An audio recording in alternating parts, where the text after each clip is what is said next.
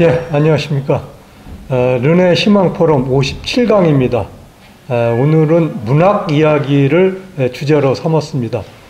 2021년도에 탄생한 여러 문인들이 계십니다. 1921년생 문인으로서 올해가 탄생 100주년이 되는 그런 시간입니다. 이 여러분들 중에 오늘은 세 분을 모시도록 하겠습니다.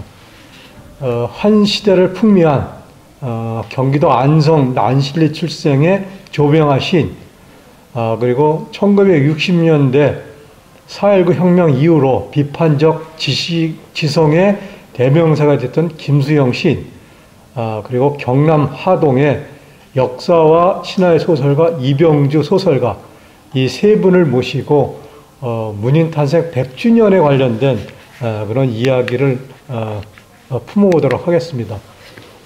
이분들이 살았던 그런 어려운 시기에 일제강점기, 또 8.15 해방, 6.25 동란, 이 어려운 시기를 겨쳐서 본인들이 살았던 삶의 모습과 궤적, 이런 경험을 통해서 어떻게 문학으로 승화를 했는지에 대한 그런 재미있는 얘기를 한번 같이 갖도록 하겠습니다. 오늘은 특별히 저희들이 야외 촬영을 했습니다. 양평에 있는 황순원 소나기 마을에 와 있습니다. 황순원 소나기 마을의 촌장이신 김종애 교수님을 모시고 오늘 좋은 시간 갖도록 하겠습니다. 예, 교수님 앞으로 모시도록 하겠습니다. 예. 여러분 안녕하세요. 탄생 100년에 이른 탄생 100주년의 문인 몇 사람을 함께 살펴보려고 하는 강좌입니다.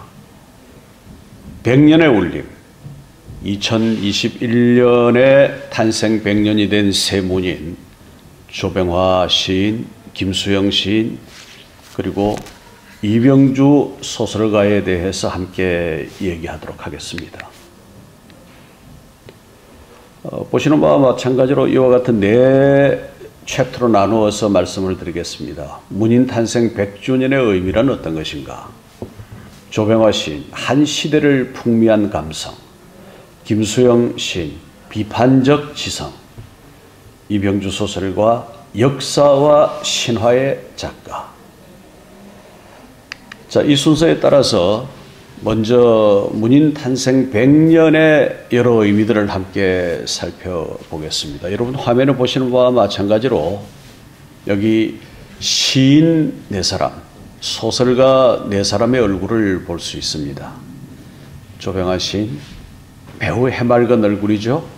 김수영 시, 뭔가 좀 생각에 잠긴 표정입니다. 그리고 김종삼, 박태진 시인. 소설가로서 이병주, 그야말로 한 시대의 베스트셀러 제조기였던 그런 작가죠. 유주현, 우리 문학의 역사 소설에 있어서 그 서막을 열었다고 할 수 있는 작가입니다. 그리고 1950년대 후반 전후문학의 대표적인 작가 중 한 사람인 장용학, 또 김광식 소설가, 이런 얼굴을 볼 수가 있습니다. 이분들은 그러니까 1921년생이죠. 일제강점, 일제에 의한 이 나라의 병탄이 시작된 지 11년째 되던 해, 어린 시절부터 그 환경 속에서 자랐기 때문에 정말 힘들고 어려운 시대의 환경을 만났던 것입니다. 만주사변이나 제2차 세계대전, 또 일본으로의 유학, 그런가 하면 학병 징집 또는 만주로의 도피, 이런 여러 가지 경험들을 함께 겪은 분들입니다. 1945년 해방 이후 이분들이 활동을 시작했는데 8.15 해방, 6.25 동란, 4.19 혁명, 이런 근대사의 격동의 정치적 굴곡을 경험했습니다. 5.16 군사 쿠데타 이후에 박정희 군사정권의 검열과 또 일부는 필화를 겪는 이런 여러 가지 곤고한 체험을 볼 수가 있습니다. 그런가 하면 일제강점기에 일본어를 국어라고 말하는 상황 속에서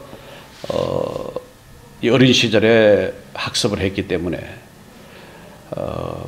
일본어와 우리말 이 양자 간의 이를테면 언밸런스가 이분들에게 어느 정도 남아 있었다고 할 수 있습니다. 어려운 시기에 그러나 이분들이 작가의 길을 걸었기 때문에 그 어려운 시기라고 하는 것은 그냥 이분들의 삶에 나쁘게만 작용한 것이 아니라 여기 국가불행 시인행이라고 하는 중국 문헌의 한 구절을 적어두었습니다만 이게 무슨 말이냐면 국가가 불행할 때 시인은 행복하다. 그러니까 여러 극적인 체험들을 시인이나 작가가 겪음으로써 문학의 좋은 소재를 그 가운데서 얻을 수 있었다 이런 뜻입니다.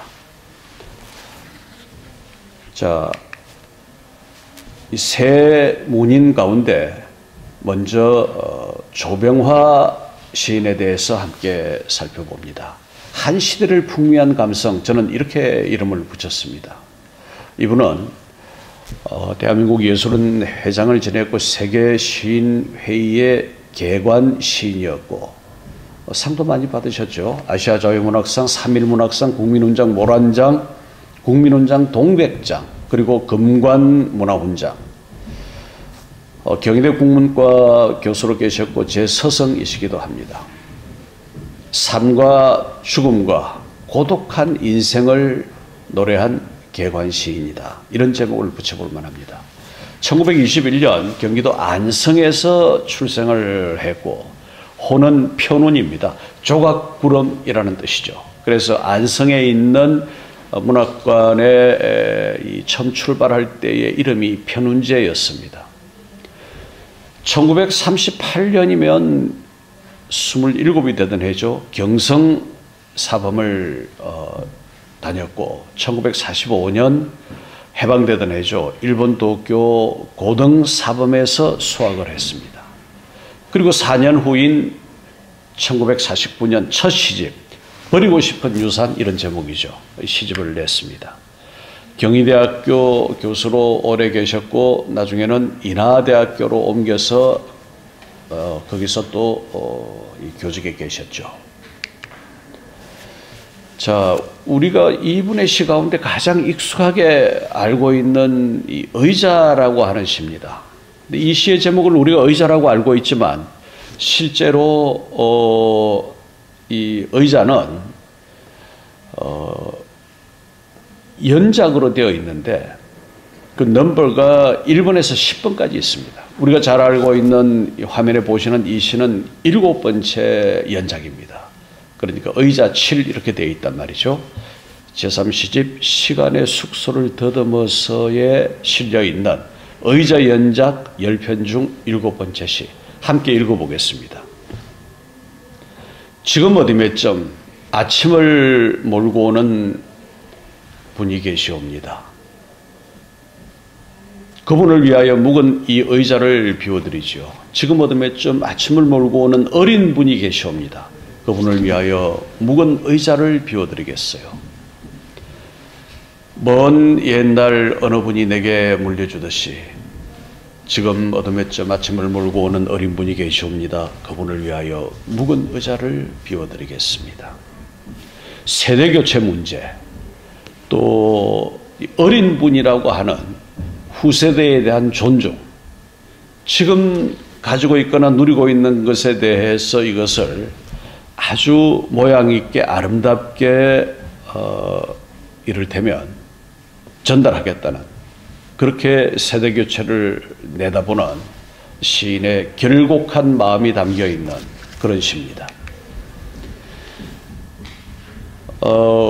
이 화면에서 보시는 이 왼손편의 조병화 선생, 오른손편의 황순원 선생, 왜 이 두 분을 여기 함께 그림으로 보여드리느냐 하면 이분들이 경희대 국문과 교수로 오랫동안 함께 계셨고 한 분은 시로 한 분은 소설로 학생들을 가르치셨는데 강의를 아주 잘하는 이런 분들이 아니셨어요. 제 기억에. 그러나 문학 일반에 대해서 포괄적으로 또 문단에 대해서 이렇게 말씀을 하시되 그 자신이 한국 문단에서 지속적으로 작품 활동을 하고 있는 1급의 문인이었다라고 하는 사실. 그로 인해서 그 설화에 기라성 같은 시인 작가들이 쏟아져 나왔습니다. 조병화 선생은 1921년에서 2003년까지, 황순원 선생은 1915년에서 2000년까지 한국 나이로 86세를 살았고, 조병화 선생은 83세인가요? 네, 82세군요. 그 정도를 사셨습니다. 과거에 이 연안에 비추어 보면 두 분 다 그런대로 술을 잘 누리신 그런 상황입니다. 언젠가 이 조병화 선생의 시세계에 대해서 이 비평론을 발표하면서 제가 붙였던 제목입니다. 천지간을 관통하는 감성의 섬광. 천지간을 관통하는 이라고 하는 것은 시인의 삶과 시인의 환경과 시인이 생각하는 어떤 우주론적 전체가 그렇게 천지간을 관통하는 상황 속에서 감성, 이 감성이라고 하는 것, 아주 감각적이고 뭔가를 좀 낭만적으로 내다보고 그걸 이를테면 유려한 시어로 표현하고 하는 이런 걸 통틀어서 그렇게 말할 수 있을 텐데, 그것이 하나의 섬광처럼 한 시대를 가로지르는 그런 시를 보여주었다, 이런 뜻입니다. 삶이 시가 되고 시가 삶이 되는 항시성, 언제나 충실한, 언제나 볼 수 있고 만날 수 있는 그런 감성을 보여주었다, 이런 뜻입니다. 그렇다면 이제 이분은 한국 근대문학사, 근현대문학사에서 독보적인 특성을 가진 시인이다, 이렇게 말할 수 있습니다. 그림에서 보는 이 장면은 안성, 경기도 안성의 이 난실리에 있는 조병화 문학관의 모습입니다. 이 문학관의 오른편으로 쭉 올라가면 옛집 편운제가 있습니다.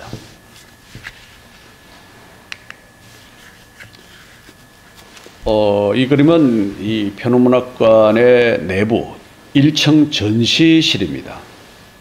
여러 이 시집과 또 자료들을 전시하고 있죠.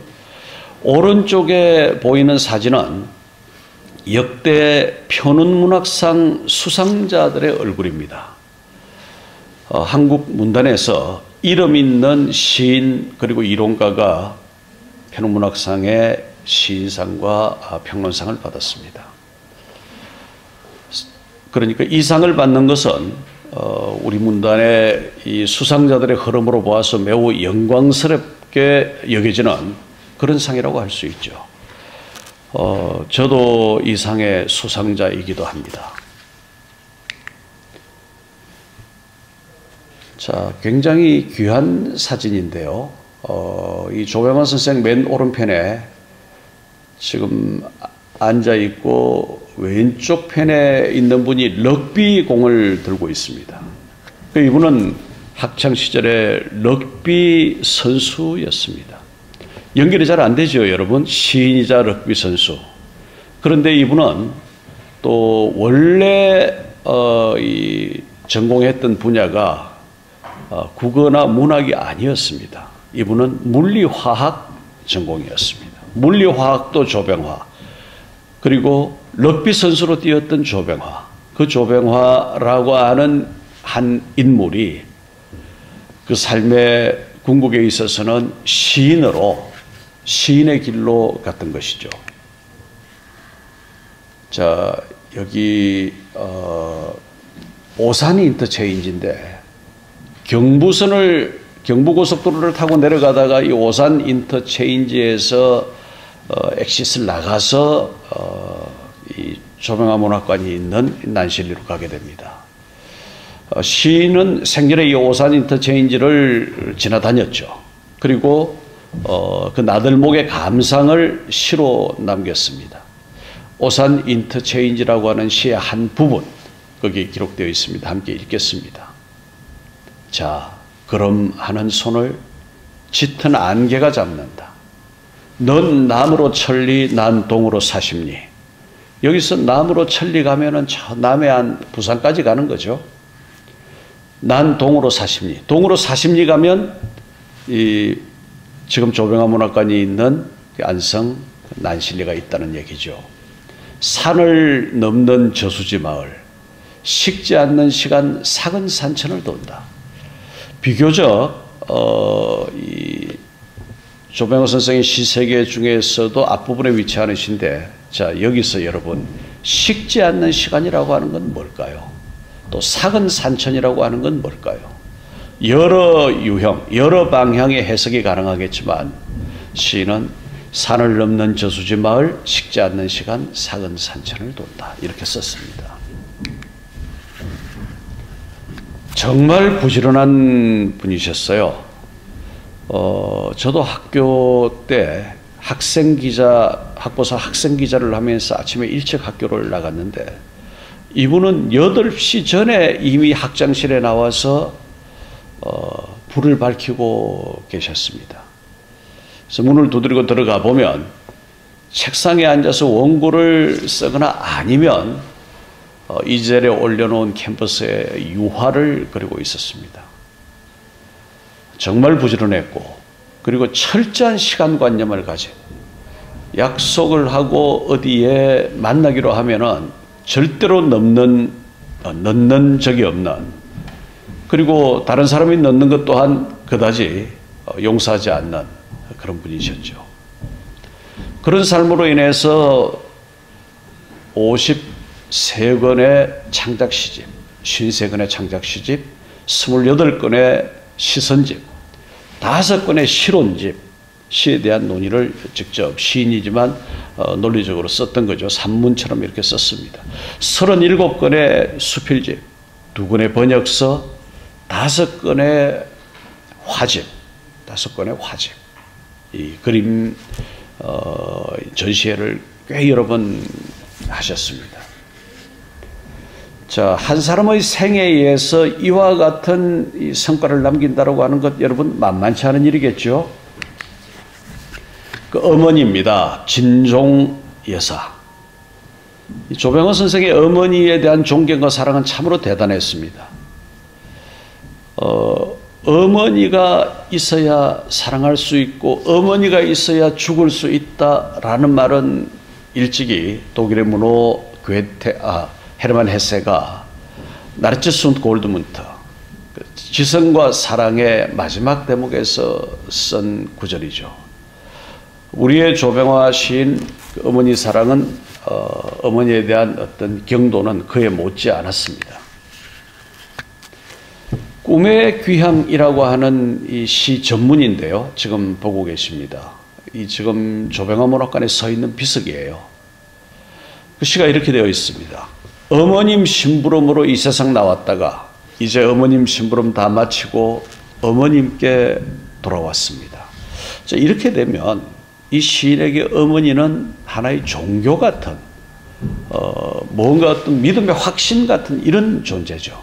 지금 보시는 이 시비는 이 시인이 생전에 만들어서 덮어두었다가 세상을 떠난 다음에 제막을 하라고 해서 장례를 치르고 시일이 지난 다음에 이 제막을 한 그런 시입니다. 요한 볼프강 본 괴테. 왜 괴테를 여기에 가져다 두었을까요? 괴테가 일찍이 하늘엔 별, 땅에는 꽃, 사람에겐 사랑, 이런 말을 남겼는데 조병호 선생은 이 말을 변형해서 썼습니다. 하늘엔 별, 땅에는 꽃, 사람에겐 시. 그러니까 시의 모든 걸 건 사람으로 보이지 않습니까? 그 현판을 보시면 직접 붓으로 써서 각자를 해가지고 걸어놓은 편문학관에 걸려 있습니다. 양질의 신은 영혼의 화석처럼 영원하리. 참 이 압축적이고 좋은 구절이죠. 이 해인사 풍경인데 왜 해인사라고 하는 이 절의 해인 총림 그 문을 그 광경을 여기에 그림으로 가져왔느냐 하면 이 조병헌 선생의 해인사라는 시 때문입니다. 짧은 시인데 기가 막히게 좋은 시입니다. 큰 절이나 작은 절이나 믿음은 하나, 큰 집에서 하나 작은 집에서 하나, 인간은 하나. 그러니까 짧게 이와 같은 시를 쓸 수 있다는 것, 이렇게 좋은 시를 쓸 수 있다라고 하는 것 정말 쉬운 일이 아닙니다. 이 조병헌 선생이 쓴 아주 짧은 시, 한 줄로 된 시가 있습니다. 천적이라고 하는 시입니다. 그 천적의 이 시 본문은 이렇습니다. 결국 나의 천적은 나였던 거다. 결국 나의 천적은 나였던 거다. 대가 일성을 볼 수 있는 그런 시들이죠. 자, 이렇게 해서 지금 이제 조병화 시인을 살펴보았습니다. 천지간을 관통하는 감성의 섬광. 이분은 2021년 지금 이제 100주년이 되어서 돌이켜 보니까 1921년에 태어나서 2003년까지 이 세상에 있는 동안에 정말 자기만의 감각적이고 감성적인 기막힌 시편들을 남겨놓고 갔습니다. 자, 두 번째로 비판적 지성의 시인 김수영에 대해서 살펴보겠습니다. 역시 21년 서울 출생이죠. 그리고 20살이 되던 1941년에 설린상업고등학교를 졸업했습니다. 1946년 해방된 그 다음 해 연희 전문을 다니다가 영어 영문과를 다니다가 중퇴했습니다. 1945년 시 묘정의 노래로 문단에 나왔고 58년에 제1회 한국 시인의 배상을 받고 2001년이면은 이제 이분이 1968년에 세상을 떠났으니까 이 세상을 떠난 한참 후죠. 금관문화훈장 이렇게 사후에 드리는 것을 추서한다고 말합니다. 평화신문사 문화부 차장을 지냈고 모교인 설린상고의 영어교사를 지냈습니다. 그 외에 뭐 별다른 직업을 갖지는 않았습니다. 주로 시를 쓰면서 생활을 했고 한때 이 도봉선 아래에서 양계장을 하기도 했습니다만 뭐 그다지 잘 되었다라는 얘기를 듣지는 못했습니다. 자, 김수영 시인. 이 풀이라고 하는 시를 지금 보고 계신데 이 시는 시인의 마지막 시이자 유작시이자 대표시입니다. 김수영 시 하면은 많은 사람들이 이 풀을 기억하고 있습니다. 풀 함께 읽어보겠습니다. 풀이 눕는다. 비를 몰아오는 동풍에 나부껴 풀은 눕고 드디어 울었다. 날이 흐려서 더 울다가 다시 누웠다. 풀이 눕는다. 바람보다도 더 빨리 눕는다.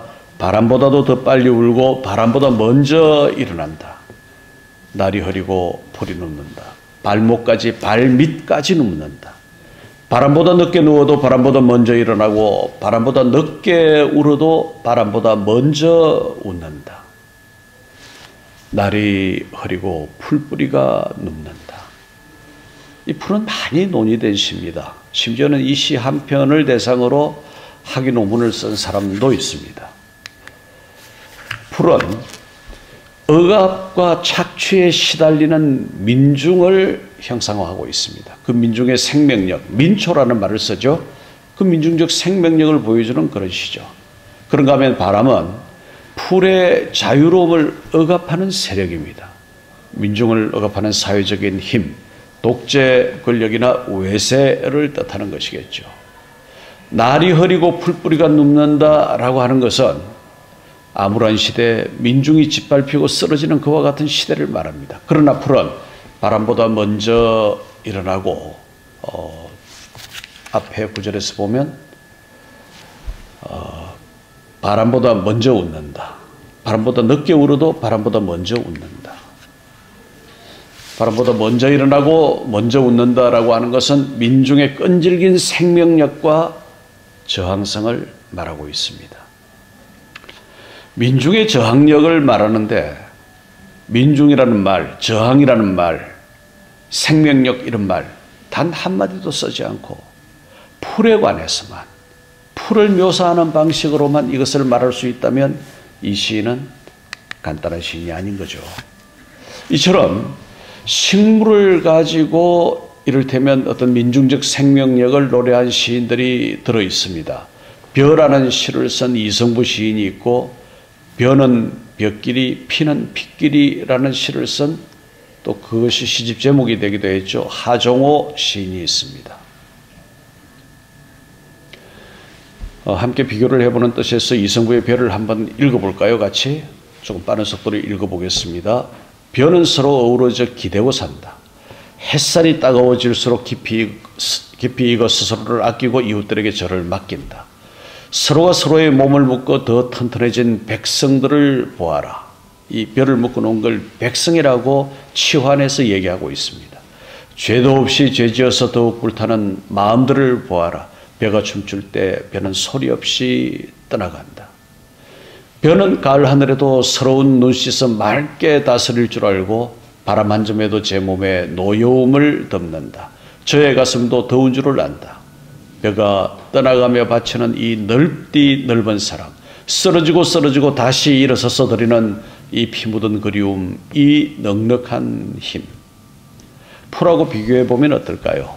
여기서도 벼를 얘기하면서 이를테면은 그 벼가 백성이죠. 민중입니다. 그 민중의 삶과 민중의 억압에 대응하는 정신적인 이 자세, 이런 것들을 함께 말하고 있습니다.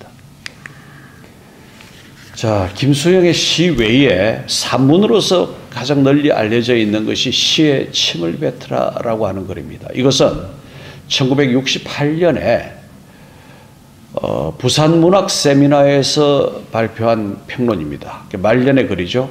시의 내용과 형식, 그리고 참여시에 대한 견해를 밝히고 있습니다. 그 중에 한 절 함께 읽어봅니다.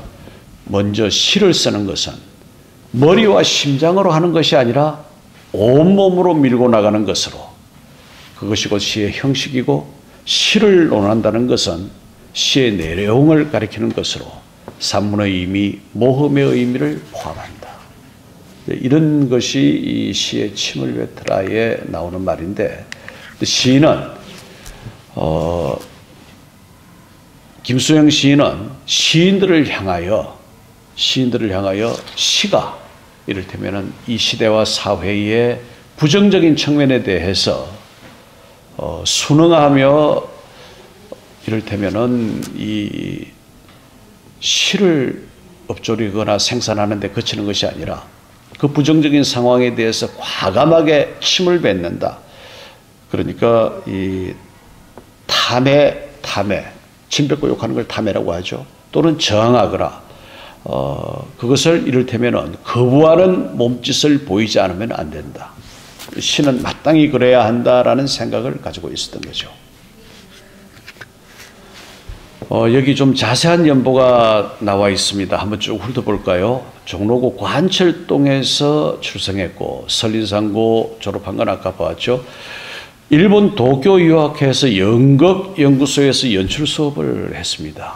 학병 징집을 피해서 들어왔다가 귀국을 했다가 만주 길림성으로 이주해서 거기서 극예술연구회에 참여하기도 했습니다.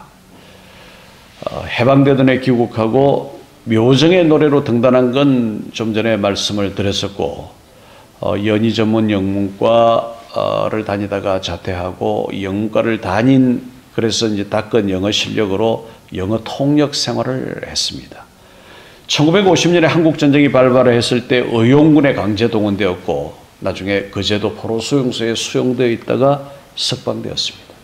1959년에 첫 시집 달나라의 장난을 냈고, 1968년 세상 떠나던 해입니다. 팬클럽 주최 문학 세미나에서 시어 침을 뱉으라라는 제목으로 주제 발표를 했습니다. 68년 교통사고로 아까 그 세상을 떠났습니다. 그러니까 결국 이 땅에 있었던 기간이 한 47년 정도밖에 안 되는 거죠. 아까운 일이었습니다. 일제강점기의 이 교실의 모습을 그림으로 보고 있습니다. 연극단, 연희전문학교 옛날 건물, 그리고 연극단에서 이 연출 수업을 하던 때의 김수영의 모습입니다. 김수영이 의용군으로 나갔다가 나중에 포로가 되었고, 그리고 이제 석방이 되게 되는데 그 거제 포로 수용소의 모습입니다. 우리 근현대사의 참 비극적인 공간이죠. 4.19 혁명의 모습을 지금 볼 수 있습니다. 뒤에 보이는 건물이 여러분 이 숭례문일까요? 아니면 흥희문일까요? 지금 잘 알 수가 없는데 다시 말해서 남대문인지 동대문인지는 잘 모르겠습니다만 하여간 두 건물 중에 하나로 보입니다. 1960년 서울에서 문단 활동을 할 때의 모습, 1960년대에 김수영이 살던 수유동의 모습, 수유시장이라는 글씨가 보이고 있습니다. 자, 이 그림은 좀 색다른 것입니다. 1950년대 초 군산에서 문학 강연을 끝낸 뒤 문인들과 함께 사진을 찍었습니다. 앞줄 왼쪽부터 김수영 시인, 이병기 시조시인, 신석정 시인, 뒷줄 맨 오른쪽은 당시 원료사라는 절에서 이 성적의 이름을 가지고 있던 고은 시인의 모습입니다. 68년 장례를 지낼 때의 모습이고, 오른쪽은 그 부인 김현경 여사의 얼굴입니다. 자, 묘정의 노래, 지금 그림으로 보고 계십니다만 김수영의 등단시죠. 그러니까 이렇게 해서 문단에 나온 다음 초기에 김수영은 모더니즘적 시세계를 보여주었습니다. 그러다가 4.19를 거치면서 리얼리즘, 사회 참여, 사회 비판, 현실 비판의 시로 그 칼라를 바꾸어 갑니다. 5인 합동 시집을 낸 것이 1949년, 그러니까 이 묘정의 노래가 발표된 것이 1945년 해방되던 해의 예술부락이었으니 49년이면 그로부터 4년 후 이 6.25 동란이 발생하기 한 해 전입니다. 그때 5인의 합동 시집 새로운 도시와 시민들의 합창을 펴냈습니다. 이 시집은 모더니즘의 이 시풍으로 시를 쓴 시인들의 시가 모인 것인데, 그래서 김수영은 모더니즘 시의 기수로 주목을 받기도 했습니다. 1945년에 나온 시집 공자의 생활란, 그리고 1959년에 나온 시집 달나라의 장난, 지금 이 그림으로 볼 수 있습니다. 반시론 곧 참여시론인데, 왜 김춘수 선생의 얼굴이 여기 있느냐 하면 김춘수 선생과 함께 이 참여시론 리얼리즘 시운동을 김수영 시인이 했다라는 얘기죠. 순수문학 논리에서 참여문학 세계관으로 문학세계를 바꾸어 갔다. 4.19 민주혁명의 실패에 대한 분노와 절망, 또 5.16 군사 쿠데타를 겪으면서 소시민의 무력한 한계를 절감하고, 그래서 풍자와 독서를 날리는 직설적 화두를 시에 제기하게 됩니다. 시를 무기로 하여 권력에 저항하는 그와 같은 이 리얼리즘 운동을 펴나가게 되죠. 1968년 시여 침을 뱉어라, 이 산문입니다. 아까 앞에서 살펴봤던 것이죠. 자, 김수영과 박윤환 시인에 관해서 그 관계에 대해서 잠깐 살펴보겠습니다. 박윤환은 1926년이니까 김수영보다는 5해 후에 태어났고, 김수영이 1968년에 세상을 떠났는데 박윤환은 그보다 먼저 1956년에 떠났습니다. 요절이죠. 강원도 인제 출생이고 목마와 숙녀, 세월이 가면 이런 시들이 있습니다. 특히 세월이 가면이라고 하는 시는 이 몇 사람이 모여서 주점에서 이 술자리를 가지고 있다가 거기에서 시를 쓰고 작곡을 하고 한꺼번에 만들었다라는 이런 전설 같은 이야기가 남아 있습니다. 강원도 인제에 있는 박윤환 문학관의 모서, 이 박윤환은 명동백작이라고도 불렸는데 그 당시에 명동을 중심으로 교유하던 시인들의 모습을 지금 보고 있습니다. 화가 이중섭의 모습도 거기 있죠. 지금 이 박윤환과 김수영은 서로 잘 아는 사이였지만 아주 마음을 터놓고 가까웠던 사이는 아니었습니다. 특히 김수영이 박윤환의 시를 인정하지 않고 평가하지 않았습니다. 그러니까 무슨 신문기사처럼 쉽게 쓰는 시다 이렇게 생각했던 거죠. 그렇지만 이제 박윤환의 시를 두고 그것 자체로서 목마와 숙녀 같은 이런 서정적인 시어들의 집적으로 된 시, 이 시가 좋은 시다라고 판단하는 사람도 있습니다. 여기에는 정답이 없는 것이니까요. 이 김수영과 김지하의 관계에 대해서 좀 생각을 해보기로 하겠습니다. 이 누이야 장하구나라는 시 김수영의 시입니다. 누이야 장하구나 이름 있는 시니까 한번 같이 읽어보죠. 누이야 풍자가 아니면 해탈이다. 너는 이 말의 뜻을 아느냐? 너의 방에 걸어놓은 오빠의 사진, 나에게는 동생의 사진을 보고도 나는 몇 번이고 그의 진혼가를 피해왔다.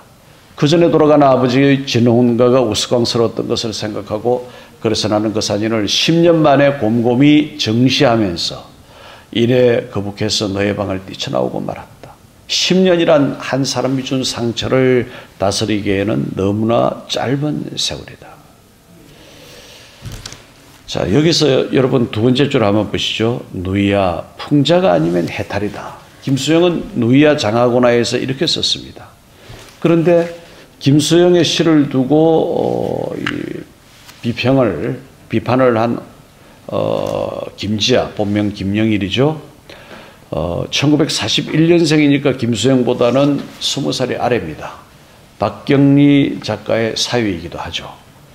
근데 김지하는 김수영 문학을 비판하면서 어떻게 김수영을 이어받고 또 어떻게 김수영을 극복할 것이냐 하는 얘기를 했습니다. 김지하는 1969년 황토길로 등단을 했고 1970년에 저항시 오적으로 반공법 위반, 그래서 투옥이 됐습니다. 1974년에는 민천 학년 사건에 연루되어서 사형언도를 받았습니다. 그리고 1980년에 석방이 되었고 그 이후에 생명운동에 심취했으며 진보 진영과 적대적인 관계로 돌아섰습니다. 그런데 이 김지하가 김수영을 비판하던 이 시기는 김지하가 그 체제에 저항하던 저항문인으로서의 면모가 역력하던 그런 때입니다. 김수영을 어떻게 비판했는지 한번 보시죠. 김수영 문학의 풍자에는 시인의 비애는 바닥에 깔려 있으되 민중적 비애가 없다. 그러니까 민중적 세계관을 드러내 보이는 이와 같은 것이 김수영 시에서 이를테면 본받아야 할 것이라고 보는데, 민중적 비애, 김지하가 말하는 건 이제 이런 것입니다. 그 민중적 세계관을 가지고 시를 쓰자면은 그 비판의 방향이 당대의 지배계급을 향해야 되는데, 김수영은 오히려 민중을 풍자하고 민중에 대한 어떤 비판을 보여주는 그 방향이 올바르지 않다라는 얘기를 김지하가 하고 있는 것입니다. 이것은 바로 그가 민중으로서 살지 않았다는 점에 그 중요한 원인이 있다. 바로 이것이 그의 한계다. 그러니까 김지하는 김수영을 설명하면서 누이야 풍자가 아니면 자살이다 이렇게 가져와서 그 실론의 제목이 풍자냐 자살이냐 이렇게 되어 있어요. 김수영은 풍자가 아니면 해탈이다라고 썼는데 이 사이에 간극이 왜 발생한 것인지, 왜 김지아가 이렇게 용어를 바꾼 것인지, 시어를 바꾼 것인지 여기에 대해서는 아직도 정설이 없습니다. 그래서 이 김지아의 비판은 뭐 한편으로는 좀 과하다 싶은 부분이 있죠.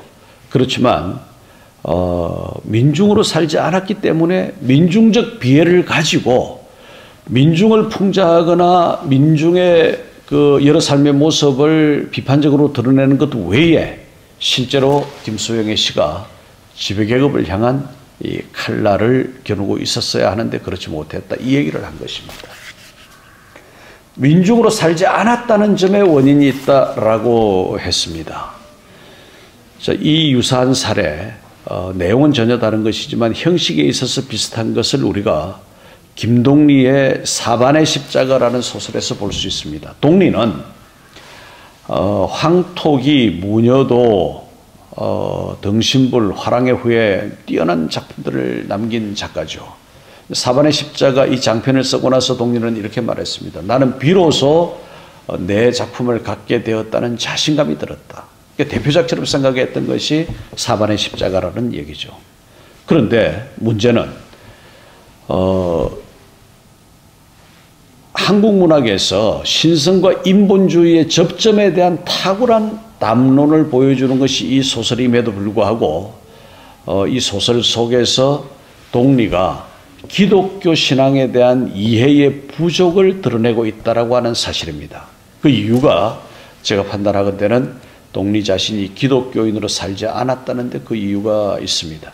반드시 기독교인으로 살아야 한다는 얘기가 아니라 동리가 기독교를 외부에서 이해했기 때문에 실제로 그 작품 속에서 기독교의 정신이나 교리를 드러내는 데 있어서 어색한 부분이 많이 있었다, 이런 뜻입니다. 내용은 다르지만 형식에 있어서 유사한 문학사적 범례라고 할 수가 있겠습니다. 김수영 문학관 서울 도봉구에 건립되어 있고 거대한 뿌리, 이것은 김수영 시선입니다. 민음사에서 나온 책이죠. 김수영 시비입니다. 이 시비 아래에 유골이 묻혀 있기 때문에 이를테면 이 시비가 곧 무덤인 셈이죠. 자, 여러분 이제 세 번째 문인 이병주 소설가에 대해서 살펴보겠습니다.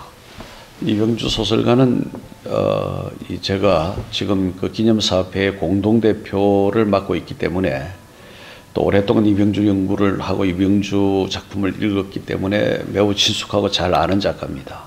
역사와 신화의 소설가, 이렇게 이름을 붙였습니다. 1921년 경남 하동에서 출생을 했습니다. 1944년에 일본 메이지 대학 전문부 문해과를 졸업을 했는데 학병에 징집이 되어서 중국 수저우, 한자로 쓰면 소주죠. 소주 64단에 가 있었습니다.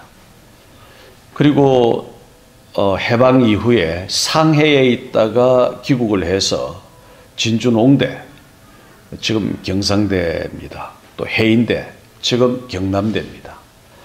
이런 대학의 교수를 역임했고 서울에서도 여러 대학에서 강의를 했습니다.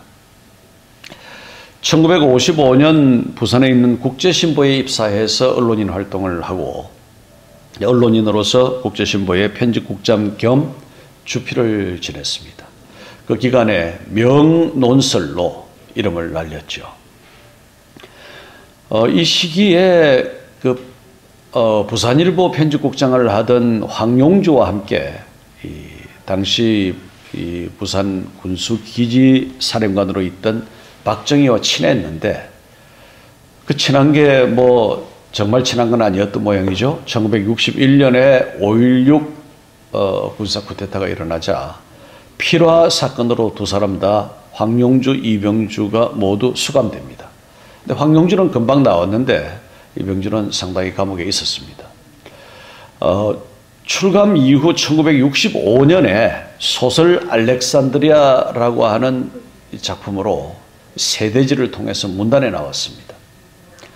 근데 이 첫 작품인데 실제로 작가는 자기 연보에도 이 작품을 등단작, 데뷔작으로 치부하고 있지만 그 이전에 부산일보에 내일 없는 그날이라고 하는 장편을 연재하기도 했었습니다.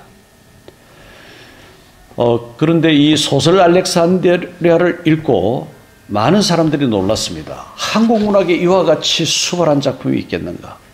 그 소설 알렉산드리아가 어떻게 뛰어난 작품인가 하는 얘기를 다 할 시간은 없습니다만, 그로부터 이 작가는 1992년, 그러니까 한국 나이로 72세의 세상을 떠나기까지 30년 가까운 세월을 작품을 쓰며 많은 작품을 남기며 살았습니다. 주요한 작품 그게 나와 있죠. 소설 알렉산드리아, 이건 중편입니다. 그 다음에 다 장편이에요. 관부연락선, 지리산 산하. 관부연락선, 지리산 산하는 합쳐서 한국 근대사의 3부작이다 이렇게 부르기도 합니다. 그해 5월 5.16 쿠데타에 관한 얘기죠. 바람과 구름과 비, 조선일보에 연재되었던 10권 분량의 대하장편인데 이 조선조 말에 중인계급 관상사 출신의 최천중이라고 하는 인물이 새로운 왕조, 새로운 시대를 꿈꾸는 그런 도전적인 얘기를 담고 있습니다. 이병주 문학관에 있는 이병주 문학비입니다. 여기에 지금 이병주 어록에 있던 말, 역사는 산맥을 기록하고 나의 문학은 골짜기를 기록한다. 이 문학비의 모양을 만들고 새길 글을 결정하고 한 사람이 접니다. 그런데 역사는 산맥을 기록하고 나의 문학은 골짜기를 기록한다가 무슨 말일까요? 산맥을 기록한다고 하는 것은 실제로 있었던 일을 기록으로 남긴다는 뜻이죠. 골짜기를 기록한다라고 하는 것은 그 역사가 다 말해주지 못하는 그 시대를 살았던 사람들의 삶의 우여곡절을 소설로 쓴다 이런 뜻입니다. 산하라고 하는 장편의 에피그램, 에피그램은 우리말로 제사 이렇게 번역을 하는데 제목 밑에 경구처럼 붙여서는 말을 말하는 거죠. 이를테면 지리산에는 지이산이라고 쓰고 지리산이라고 읽는다 이렇게 제사를 썼고 에피그램을 썼고, 산하에는 태양의 발해이면 역사가 되고 월광에 물들면 신화가 된다 이렇게 썼습니다. 이것은 산맥과 골짜기와 똑같은 말입니다.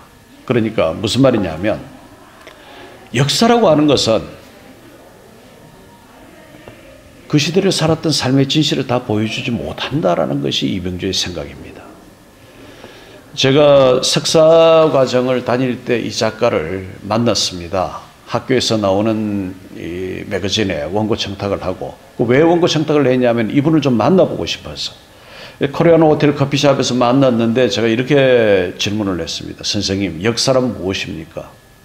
이렇게 질문을 한 까닭은 이 역사 소설로 한 시대에 천장을 치고 있는 작가가 역사를 두고 민족, 조국 뭐 이런 이제 얘기와 결부해서 말씀을 할 줄로 생각을 했죠. 근데 이 작가는 이렇게 말했습니다. 역사는 믿을 수 없는 것일세. 그래서 저는 많이 실망했습니다. 아니, 역사를 믿을 수 없다면서 역사소설을 쓴단 말이야? 그런데 이것이 무슨 얘기인지를 깨닫는 데는 여러 해가 걸렸습니다. 계속해서 문해이론을 공부하면서 신화문학론, 그러니까 상상력을 바탕으로 이루어진 문학에 대한 공부를 하면서 비로소 한 박사과정 정도 가서야 이병주 선생이 역사를 믿을 수 없는 것이라고 한 이유를 알았던 것이죠. 역사는 여러분 있었던 사실을 기록하죠. 그러니까 전쟁이 일어나서 많은 사람이 죽고 엄청난 피해가 있었다. 몇 명이나 이 피해를 입었으며 또 얼마나 재산상의 피해가 있었는가 하는 것을 기록하는 것, 이건 역사가 할 수 있습니다. 그러나 여러분, 만약에 그 전쟁 중에 아들을 잃은 어머니가 있다고 할 때 그 어머니의 마음이 얼마나 아프겠는가, 이걸 역사가 기록할 수 있을까요? 못합니다. 그건 문학이, 소설이 한다는 것이죠. 이병주 선생은 그 얘기를 했던 것입니다. 그래서 태양의 발해이면 역사가 되고 월광에 물들면 신화가 된다, 이 경구는 섬진강변에 그 오룡정이라고 하는 정자가 있는 데서 내려다 보이는 강변의 큰 비석으로 서 있기도 합니다. 자, 이병주 문학관입니다. 경남 하동군 북천면 이명산길에 있습니다. 여기 태양의 발해면이라고 되어 있죠. 원래는 발해이면인데 발해이면이라는 말보다는 발해면이 자연스러우니까 문학관에서 이렇게 기록을 해두었습니다. 뭐 할 말은 없습니다. 왜냐하면 이 문학관의 컨텐츠를 만들고 이 기록한 말들을 다 선정하고 한 것은 제가 제 제자들과 함께 한 것이었으니까요. 이병주 문학관의 모습, 왼쪽은 그 안에 전시실에 게시되어 있는 글의 모습입니다. 오노레 드 발자크, 프랑스의 작가죠. 이 발자크를 왜 여기다 갖다 두었을까요? 발자크는 이 19세기 이 서구 문학, 특히 이제 유럽의 문학에 있어서 사실주의의 극을 이룬 그런 작가입니다. 나폴레옹 숭배자이기도 했고 인간희극, 고려 영감 이런 작품들을 남겼죠. 근데 이병주는 일찍이 학창 시절부터 나폴레옹 앞에는 알프스가 있고 내 앞에는 발자크가 있다라고 써붙여 두었다는 겁니다. 옛날에 김영삼 대통령이 미래의 대통령 김영삼이라고 책상 앞에 써붙이고 공부를 했다는 얘기가 있었습니다만 나폴레옹 앞에는 알프스가 있고 내 앞에는 발자크가 있다. 기가 막힌 말 아닙니까? 그래서 이병주라는 작가가 발자크의 그 이를테면은 사실주의적 서사, 장대한 드라마 같은 소설의 이야기 이런 것들을 높이 평가했다라는 뜻이기 때문에 또 그렇게 소설을 썼기 때문에 한국의 발자크 이런 별명으로도 불립니다. 그런데 여러분 그 옆에 있는 모비딕, 험한 멜빌이라고 하는 미국의 소설가가 쓴 모비딕 그림을 왜 가져다 두었느냐 하면 이 멜빌이 생전에 쓴 모비딕은 살아있을 때 전혀 평가를 받지 못했습니다. 그리고 사후 100년이 지났을 때 그 무렵이 되었을 때야 비로소 다시 조명이 되기 시작해서 지금은 영문학의 3대 비극, 그러니까 셰익스피어의 리오왕, 그리고 이 멜빌의 모비딕, 그리고 에밀리 브론트의 워더링 하이츠, 폭풍의 언덕, 이 세 가지를 3대 비극이라고 하는데 그렇게 세계문학사에서 도저히 간과할 수 없는 작품이 되었지만 멜빌의 생전에 이 작품은 전혀 주목을 받지 못했던 거죠. 멜빌이 이 작품으로 받은 인세는 300불 정도밖에 안 되었습니다. 물론 그런 문인 예술가들이 많이 있죠. 이를테면 빈센트 반 고호, 이 불후의 화가도 전시에 한 번도 못했어요. 여러 사람이 하는 전시회에 한 번 참여해서 같이 전시를 하고 딱 한 작품이 팔린 적이 있습니다만 개인 전시회는 한 번도 하지 못했던 화가입니다. 그러나 지금은 인류 미술사에서 가장 높은 지점에 가 있는 그런 화가죠. 왕왕 위대한 예술가의 생애에는 자신의 생애를 투척해서 남긴 그 예술이 생전에 평가받지 못하는 경우가 많이 있습니다. 그 얘기를 하기 위해서 지금 이 모비딕을 가져다 둔 것인데요. 이병주는 그러나 살아있을 때는 베스트셀러 작가로서 가장 많이 읽혔습니다. 그리고 사후 세상을 떠난 다음에 한 10년간 거의 잊혀졌어요. 근데 곳곳에 이병주 마니아들이 숨어 있다는 것을 저는 나중에 알았습니다. 10년이 지난 다음에 경남 하동에서 이병주 선생 기념사업회를 만들고 기념사업을 시작을 했고 그로부터 5년 후에 저와 여러 문인들 또 언론인들 이런 분들이 함께 참여해서 전국적인 수준으로 이병주 기념사업회를 만들고 그 현양 사업을 확장했습니다. 그래서 이제 지금은 이병주라는 작가 이병주 국제문학제나 또 이병주 국제문학상 그 작품의 재발간 이런 여러 사업들을 통해서 다시 조명을 받고 있습니다만 한 10년 기간 잊혀졌던 것이고 또 그렇게 해서 잊혀진 채로 사라지는 작가들이 우리 문학사에는 좋은 작가들 가운데서도 참으로 많이 있습니다. 소설 알렉산드리아 1965년 세대에 발표된 작품입니다. 수감 생활을 한 자신의 체험, 그 자신의 처지가 부당하고 억울하다라고 하는 것을 은연중에 소설을 통해서 보여줍니다. 알렉산드리아는 이집트 제2의 도시입니다. 북쪽 해안에 있는 도시죠. 수도는 카이로고. 근데 이 알렉산드리아를 무대로 해서 주인공 화자 내가 그 알렉산드리아에 있는 이 플룻 연주자입니다. 그리고 형은 한국의 감옥 속에 있습니다. 그래서 형과 나 이 두 관계를 얘기하면서 동시에 그 알렉산드리아에 있는 이 두 사람의 인물, 스페인 게르니카 학살의 피해자였던 무희, 춤추는 여자죠. 사라 안젤, 그리고 유대인 학살의 피해자인 한스 셀러, 이 두 사람을 또 등장시킵니다. 그래서 서대문 감옥에 갇혀 있는 형과 이 알렉산드리아 밤무대의 플룻 연주자인 나, 그리고 이 사라와 한스, 이 인물들을 통해서 인간에게 있어서 운명적인 범죄, 그 통한이라고 하는 것, 씻을 수 없는 상처라고 하는 것은 어떤 것인가? 그걸 어떻게 드러낼 수 있는가? 이 사람들은 거기에 대해서 어떻게 감당을 해 나가는가? 그러니까 나와 형은 실제로 한국과 알렉산드리아에 떨어져 있지만 작가가 보기에는 이 한 인간의 내면이 두 가닥으로 분화되어 있는 모습이 아닐까 저는 그렇게 판단을 합니다. 그리고 사라와 한스는 원수를 갚습니다. 갚고 알렉산드리아 법정에 서게 되는데 그 엄청난 인류의 그 역사적인 사건의 피해자들이죠. 법정에 서게 되는데 그 법정에서는 이들을 크게 벌하지 않고 알렉산드리아를 떠나게 하는 것으로서 소설이 마감됩니다. 그런데 아주 이국적인 풍토를 보여주면서 요리한 문장으로, 그리고 그 생동하는 인물들, 그 이야기의 어떤 구조적 조화, 이런 것들이 그동안의 한국 문학에서 하나의 중편으로서는 도저히 볼 수 없었던, 장편에서도 보기 어려웠던 그런 성과를 나타냈던 것이죠. 그래서 이런 작가가 한국에 있었느냐라는 것이 그 당시에 문단의 반응이었습니다. 자, 이병주 소설에 있어서 근대사의 3부작으로 불리는 관부연락선, 지리산, 산하 세 작품의 표지가 보입니다.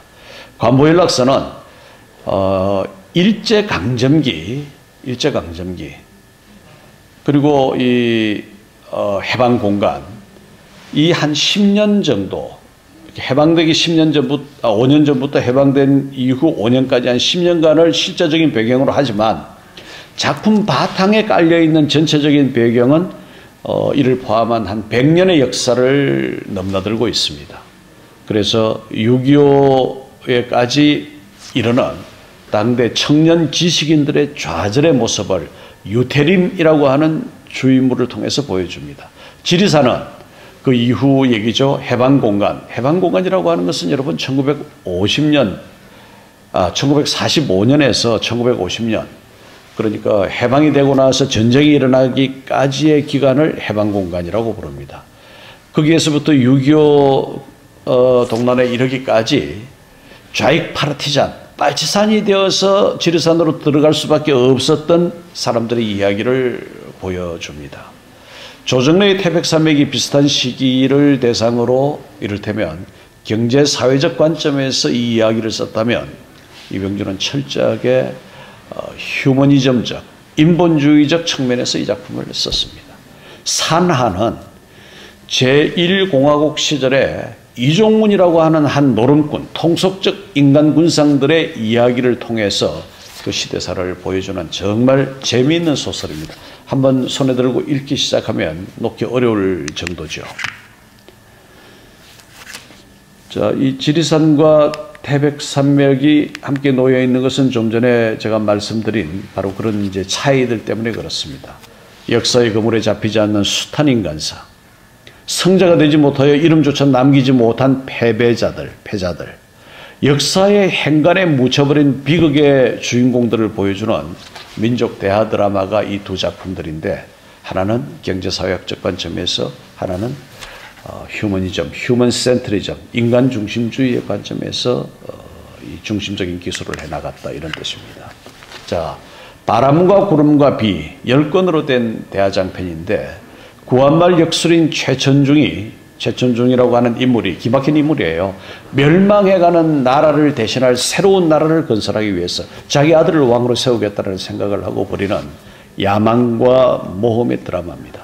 이 드라마는 과거에도 이 드라마 타이즈 된 적이 있고 아마도 올해였던가요? 작년에서 올해에 걸쳐 있었던가요? 이 드라마로 만들어졌는데 지금 여기 여러분들이 보시는 이 장면이 최근의 바람과 구름과 비 드라마입니다. 저 열심히 이 드라마를 봤는데 원작하고는 너무도 많이 거리가 있어서 저한테는 별로 감동적이지 못했습니다.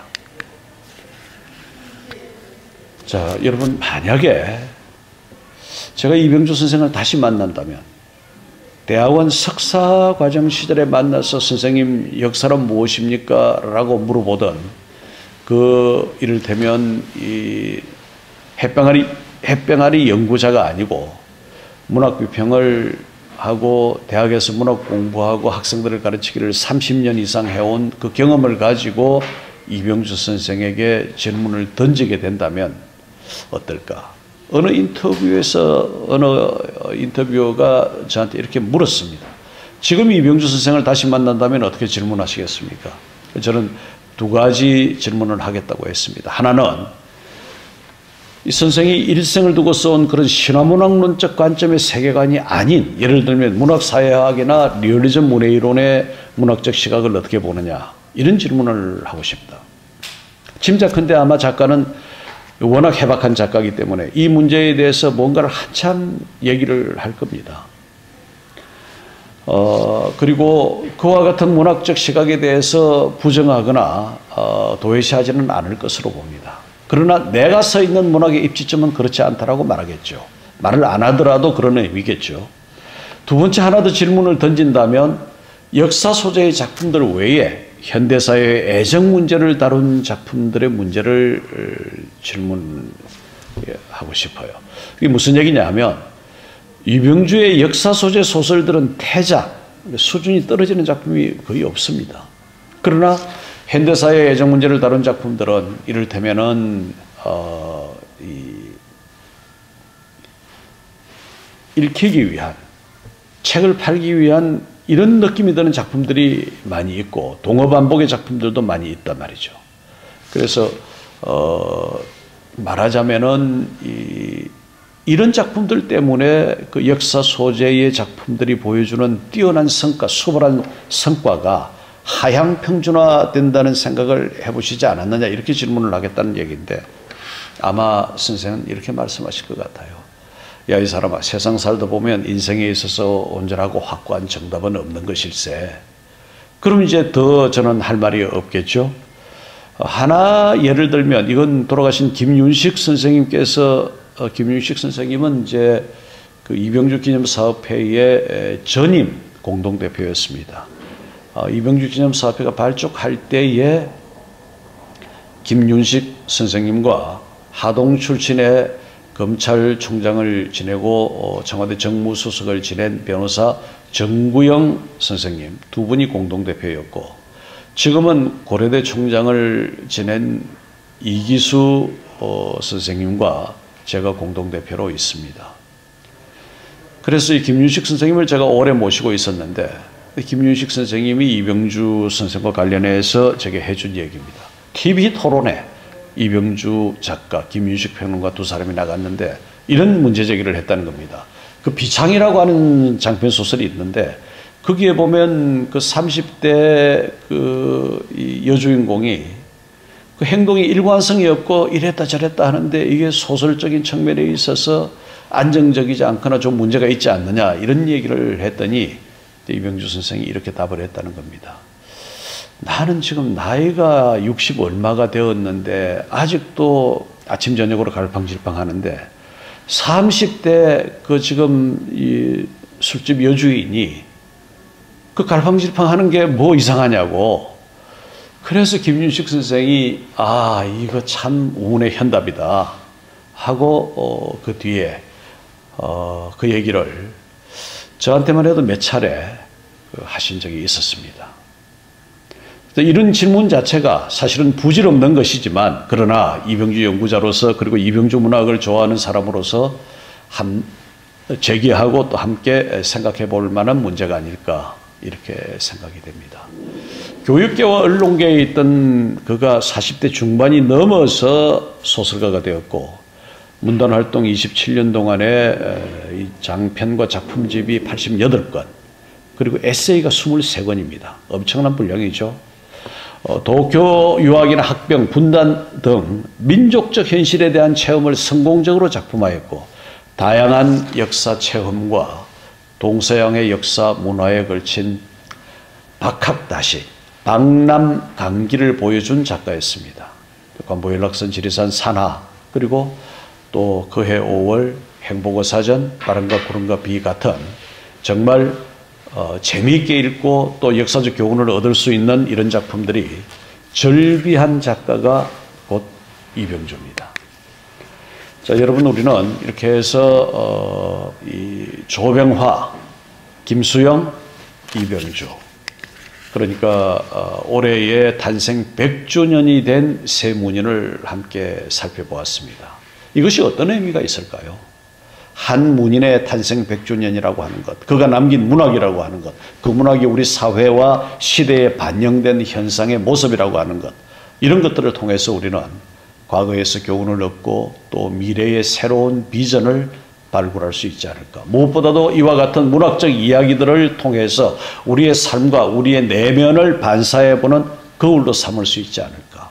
만약에 그렇다면 우리가 이 100주년의 문인들을 돌아본 이와 같은 일들이 일정한 의미를 갖게 되지 않을까 이렇게 생각합니다. 여러분 함께해 주셔서 대단히 고맙습니다.